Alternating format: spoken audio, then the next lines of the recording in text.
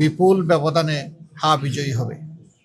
হা যদি বিজয়ী হয় তাহলে বাংলাদেশ জিতে যাবে। সারা দেশে সর্বত্র আমাদের প্রচারণার শুরু থেকে গণভোটে হা এই মোটিভেশন নিয়েই আমরা কাজ করে যাচ্ছি এবং আমরা আশাবাদী ইনশাল্লাহ বিপুল ব্যবধানে হা বিজয়ী হবে। হা যদি বিজয়ী হয় তাহলে বাংলাদেশ জিতে যাবে।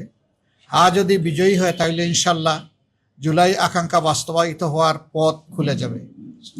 হা যদি বিজয়ী হয় তাহলে অতীতের নির্যাতন নিপীড়নের অবসান ঘটবে এবং তার যৌক্তিক ন্যায়সঙ্গত বিচার হবে।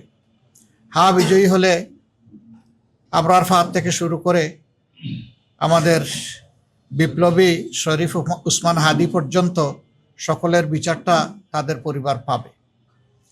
এই যে 1400 শহীদ যারা জীবন দিয়ে এই জাতিকে জীবন এনে দিল, তাদের প্রতি আমরা গভীর শ্রদ্ধা নিবেদন করছি এবং সেই সাথে সকল জুলাই যোদ্ধাদের প্রতি।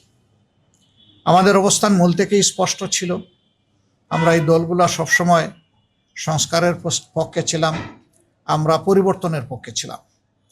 জাতি অতীতের রাজনীতির ভুক্তভোগী এবং এই জাতির অনেক ক্ষতি হয়ে গেছে।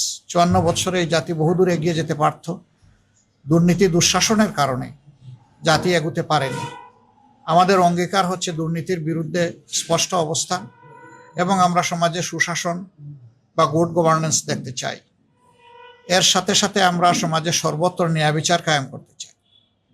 এই দুইটা জিনিস যদি নিশ্চিত করা যায় তাহলে আমাদের সমাজ যেভাবে পশ্চাৎপদ হয়ে পড়ে আছে এই অবস্থা থেকে উত্তরণ হবে। এবং আমাদের যুবকদের আকাঙ্ক্ষা ছিল যে তারা হাতে কাজ নিয়ে দেশ গড়তে চায়। তারা কোনো ভাতা বা কোনো ধরনের কারো কোনো দয়া দেখতে চায় না।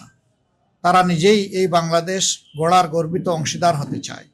এই ক্ষেত্রেও আমাদের অবস্থান স্পষ্ট যে তাদের হাতে কোনো ভাতা নয়, বরঞ্চ আমরা তাদের উপযুক্ততা অনুযায়ী কাজ তুলে দিয়ে বলতে চাই যে এবার তোমরাই বাংলাদেশটা গড়ো।